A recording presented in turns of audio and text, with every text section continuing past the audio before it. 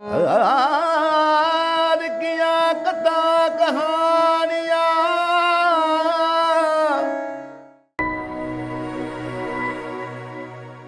ਇਕ ਓੰਕਾਰ ਸਤਨਾਮ ਕਰਤਾ ਪੁਰਖ ਨਿਰਭਉ ਨਿਰਵੈਰ ਅਕਾਲ ਮੂਰਤ ਅਜੂਨੀ ਸੈਭੰ ਗੁਰ ਪ੍ਰਸਾਦ। ਤੇਗ ਬਹਾਦਰ ਸਿਮਰਿਐ ਕਰ ਨਉ ਨਿਧ ਆਵੈ ਧਾਏ, ਸਭ ਥਾਈ ਹੋਏ ਸਹਾਏ। ਕਾਬਿਲ ਅਦਬ ਪਰਮ ਸਨਮਾਨਯੋਗ ਛਤਰ ਚਵਰ ਤਖਤ ਦੇ ਮਾਲਕ ਸਾਹਿਬ ਸਤਿਗੁਰੂ ਧੰਨ ਧੰਨ ਧੰਨ ਸ੍ਰੀ ਗੁਰੂ ਗ੍ਰੰਥ ਸਾਹਿਬ ਮਹਾਰਾਜ ਜੀ ਦੀ ਮਹਾਨ ਬਖਸ਼ਿਸ਼ ਸਦਕਾ ਜੋ ਆਪਾਂ ਸਤਿਗੁਰਾਂ ਦੀ ਪਾਵਨ ਬਾਣੀ ਗੁਰ ਇਤਿਹਾਸ ਨੂੰ ਸਾਂਝਾ ਕਰਨ ਦਾ ਯਤਨ ਕਰਦੇ ਹਾਂ।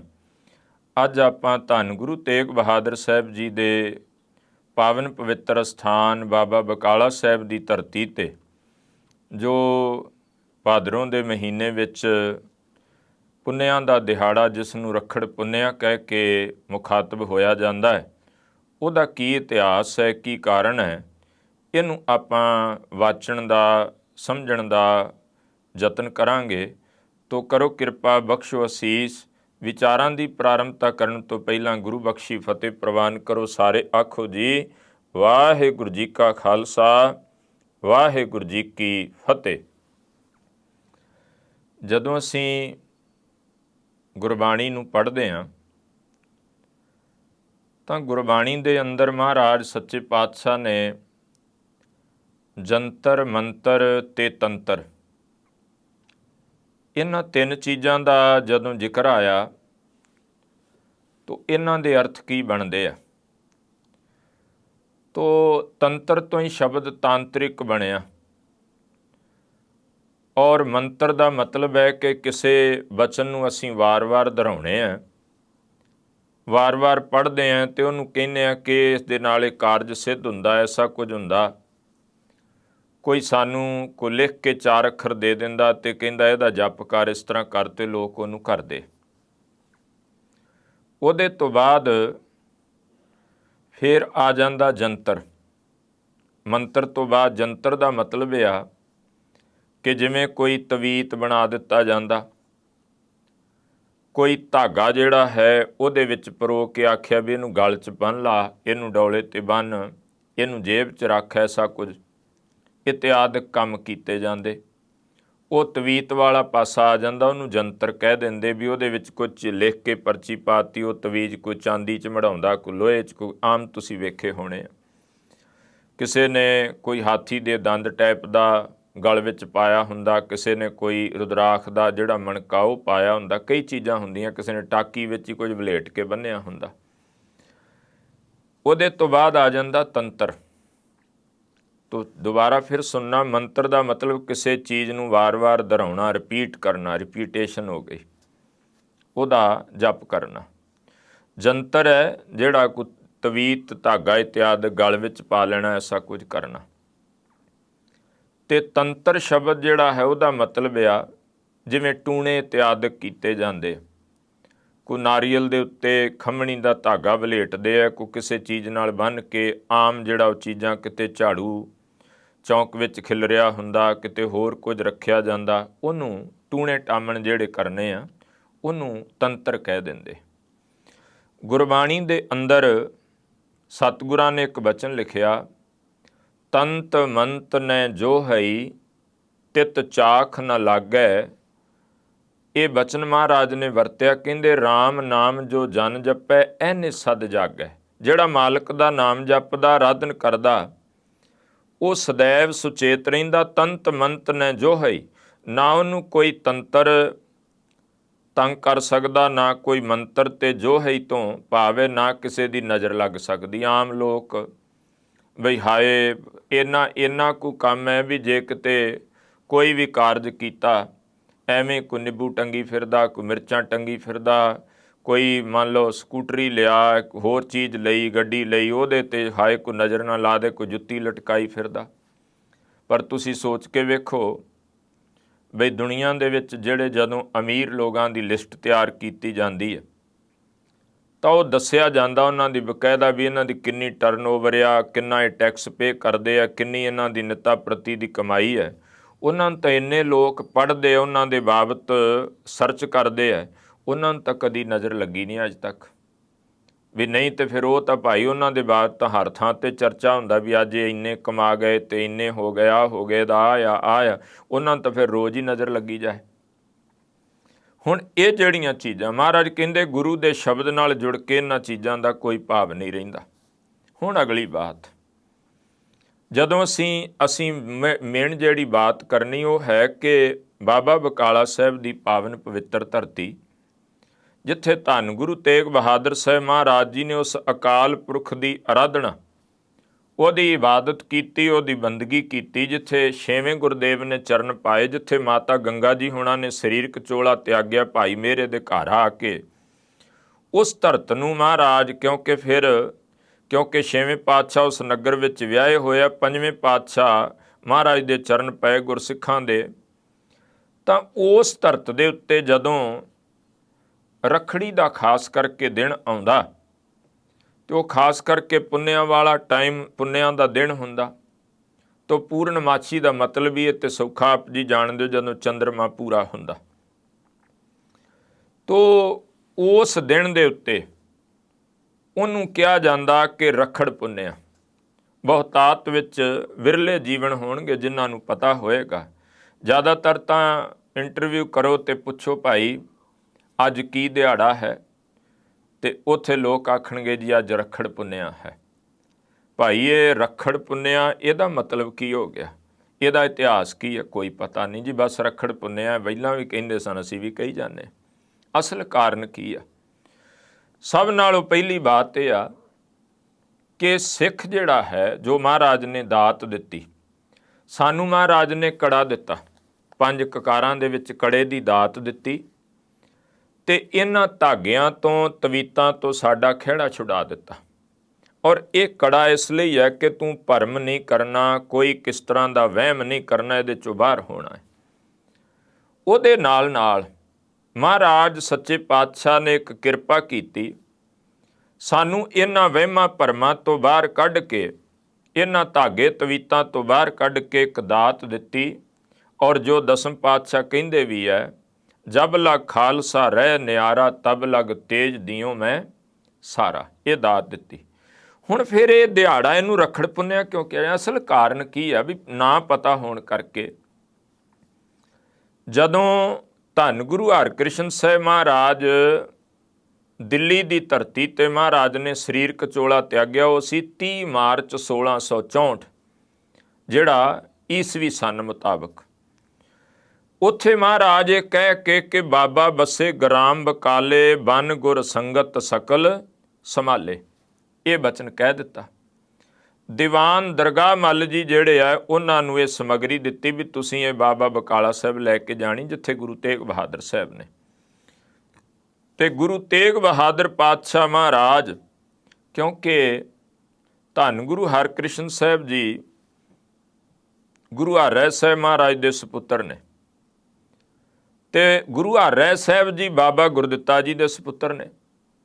ਬਾਬਾ ਗੁਰਦਿੱਤਾ ਜੀ ਹੋਣੀ ਧੰਨ ਗੁਰੂ ਤੇਗ ਬਹਾਦਰ ਸਾਹਿਬ ਦੇ ਭਰਾਤਾ ਨੇ।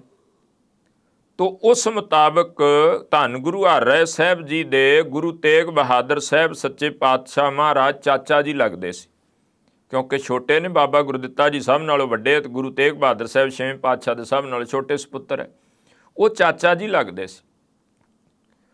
ਹੁਣ ਉਹਨਾਂ ਦੇ ਭਤਰੀਏ ਦਾ ਅੱਗੋਂ ਜਿਹੜਾ ਪੁੱਤਰ ਹੈ, ਉਹਨੇ ਧੰਨ ਸ੍ਰੀ ਗੁਰੂ ਹਰਕ੍ਰਿਸ਼ਨ ਸਾਹਿਬ, ਤਾਂ ਹੁਣ ਉਹਨਾਂ ਦੇ ਗੁਰੂ ਤੇਗ ਬਹਾਦਰ ਸਾਹਿਬ ਜੀ ਦਾਦਾ ਜੀ ਦੀ ਥਾਂ ਲੱਗਦੇ, ਭਾਵ ਕਿ ਬਾਬਾ ਜੀ, ਜਿਵੇਂ ਗੁਰੂ ਹਰਕ੍ਰਿਸ਼ਨ ਸਾਹਿਬ ਜੀ ਦੇ ਦਾਦਾ ਜੀ ਬਣ ਗਏ ਬਾਬਾ ਗੁਰਦਿੱਤਾ, ਤੇ ਬਾਬਾ ਗੁਰਦਿੱਤਾ ਜੀ ਦੇ ਭਰਾਤਾ ਗੁਰੂ ਤੇਗ ਬਹਾਦਰ ਸਾਹਿਬ ਨੇ, ਉਹਨਾਂ ਦੇ ਧੰਨ ਗੁਰੂ ਹਰਕ੍ਰਿਸ਼ਨ ਸਾਹਿਬ ਦੇ ਪਿਤਾ ਧੰਨ ਗੁਰੂ ਹਰਿ ਸਾਹਿਬ ਜੀ ਨੇ। ਤੋ ਉਹਨਾਂ ਨੇ ਦਾਦੇ ਨੂੰ ਬਾਬਾ ਸ਼ਬਦ ਵੀ ਜਿਹੜਾ ਹੈ ਉਹ ਕਿਹਾ ਜਾਂਦਾ। ਉਹ ਹੁਣ ਜਦੋਂ ਉਹਨਾਂ ਨੇ ਬਚਨ ਕਹਿ ਦਿੱਤਾ, ਸਮਾਂ ਐਸਾ ਸੀ ਅੱਜ ਕੱਲ੍ਹ ਤਰ੍ਹਾਂ ਦੀ ਤਰ੍ਹਾਂ ਸਾਧਨ ਨਹੀਂ ਸਨ। 30 ਮਾਰਚ ਨੂੰ ਗੁਰੂ ਹਰਕ੍ਰਿਸ਼ਨ ਸਾਹਿਬ ਨੇ ਸਰੀਰਕ ਚੋਲਾ ਤਿਆਗਣ ਵਾਲੀ ਖੇਡ ਵਰਤਾਈ, ਤੇ ਸਮਾਂ ਵਿੱਚੋਂ ਲੰਘ ਗਿਆ। ਮਾਰਚ ਤੋਂ ਬਾਅਦ ਅਪ੍ਰੈਲ ਵੀ ਲੰਘ ਗਿਆ, ਮਈ ਵੀ ਗਈ, ਜੂਨ ਵੀ ਚਲਾ ਗਿਆ, ਜੁਲਾਈ ਵੀ ਚਲੀ ਗਈ, ਤੇ ਆ ਗਿਆ ਅਗਸਤ। ਲਗਭਗ 4.5 ਮਹੀਨੇ ਦਾ ਸਮਾਂ ਵਿੱਚੋਂ ਲੰਘ ਗਿਆ।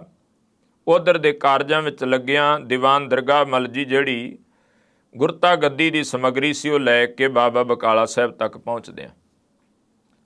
ਹੁਣ ਇਹਨੂੰ ਬੰਸਾਵਲੀ ਨਾਮੇ ਦੇ ਕਰਤੇ ਭਾਈ ਕੇਸਰ ਸਿੰਘ ਛਿੱਬਰ ਨੇ ਲਿਖਿਆ ਵੀ ਉਹ ਆਏ ਨੇ ਜਦੋਂ ਭਾਦਰੋਂ ਦਾ ਮਹੀਨਾ ਸੀ।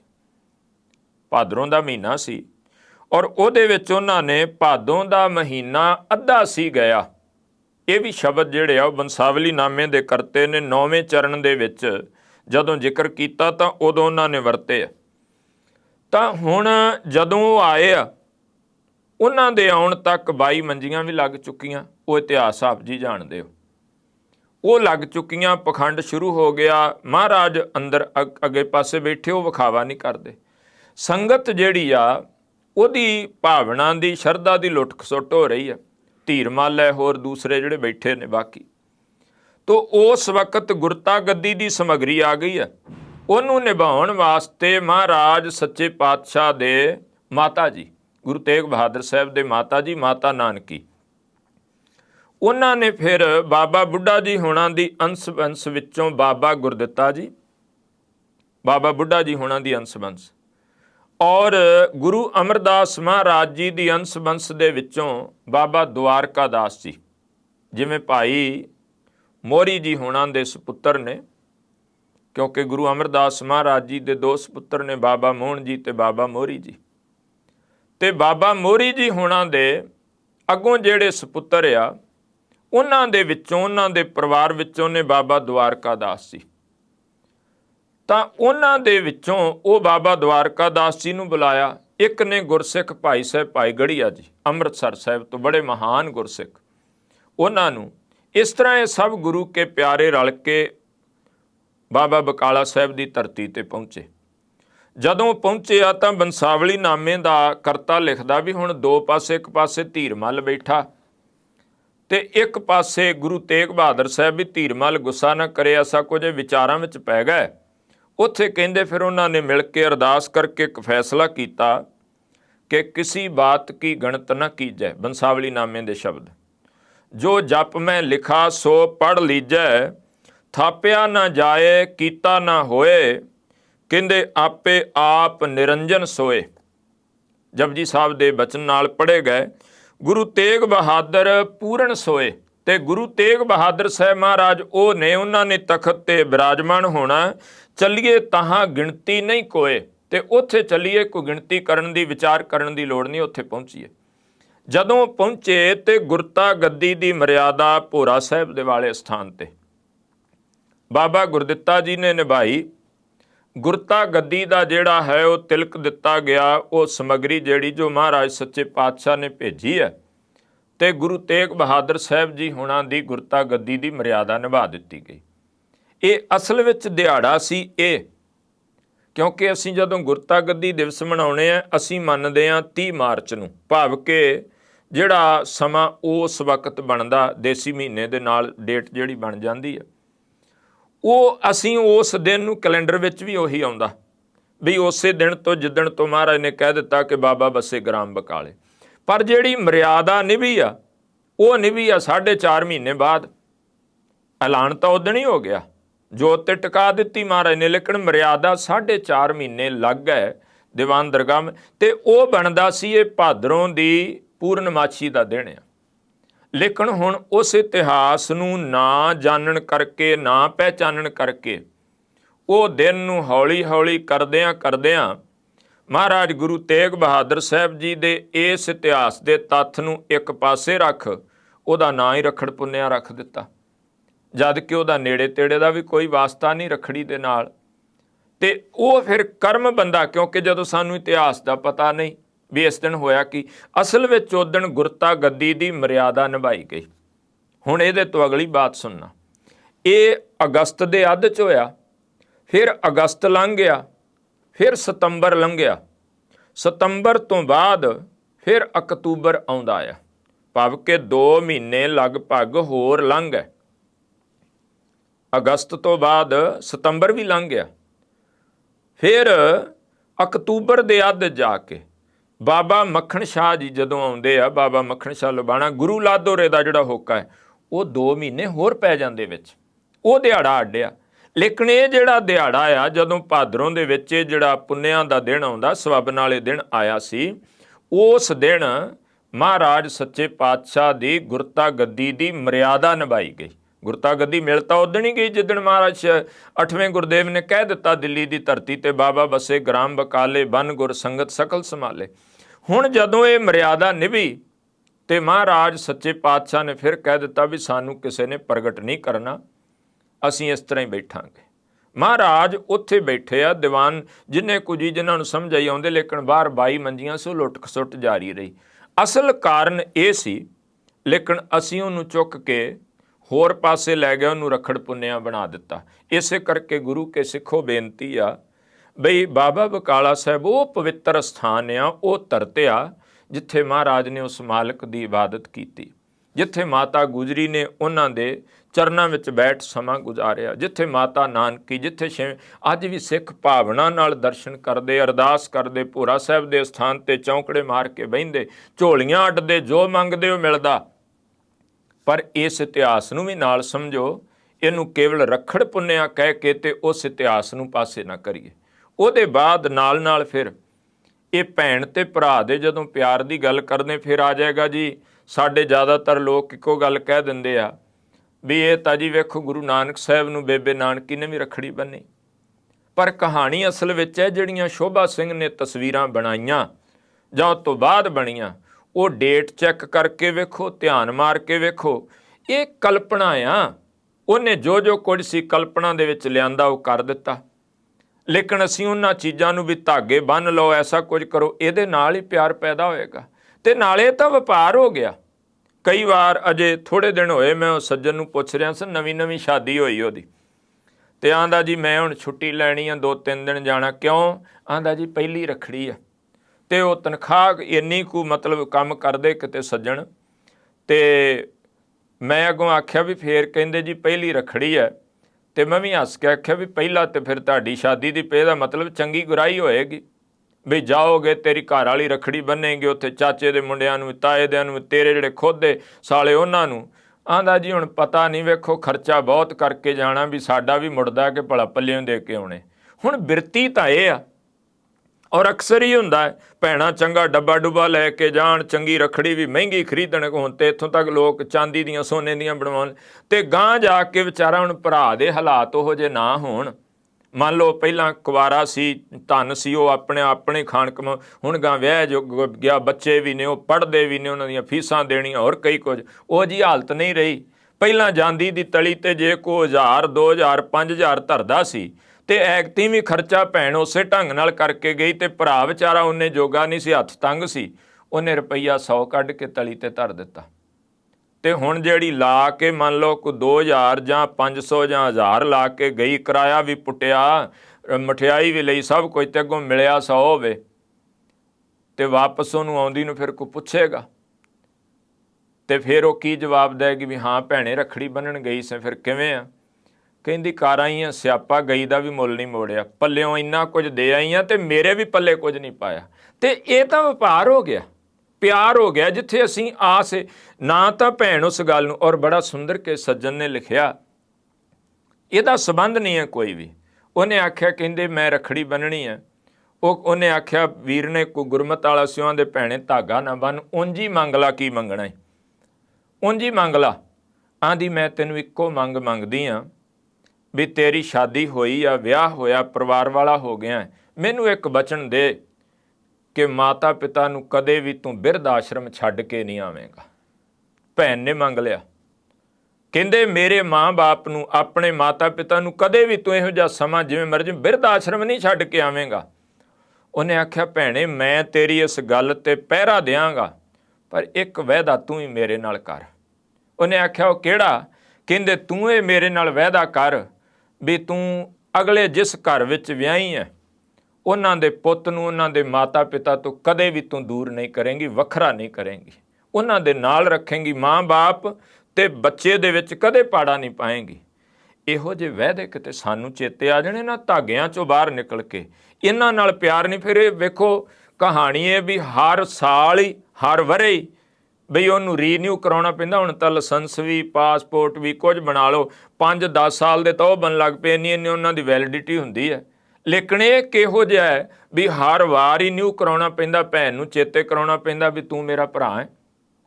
ਇਹ ਨਹੀਂ ਕਹਿੰਦੇ। ਵੇਖੋ ਜੇ ਭੈਣ ਇਹੋ ਜਿਹੇ ਘਰ ਵਿੱਚ ਹੈ ਜਿੱਥੇ ਰੋਟੀ ਪਾਣੀ ਦੀ ਕਹਾਣੀ ਹੈ, ਭਰਾਵਾਂ ਨੂੰ ਮਦਦ ਕਰਨੀ ਚਾਹੀਦੀ। ਜੇ ਭਰਾ ਸਰਦੇ ਪੁੱਜਦੇ ਆ ਤੇ ਉਲਟ ਵੀ ਹੋ ਸਕਦਾ, ਜੇ ਭੈਣ ਚੰਗੇ ਘਰ ਵਿੱਚ ਉਹਨਾਂ ਦਾ ਕੰਮ ਧੰਦਾ ਚੰਗਾ ਤੇ ਜੇ ਵਿਚਾਰਾ ਭਰਾ ਗਰੀਬ ਹੈ ਤੇ ਭੈਣਾਂ ਨੂੰ ਵੀ ਹੱਥ ਫੜਨਾ ਚਾਹੀਦਾ।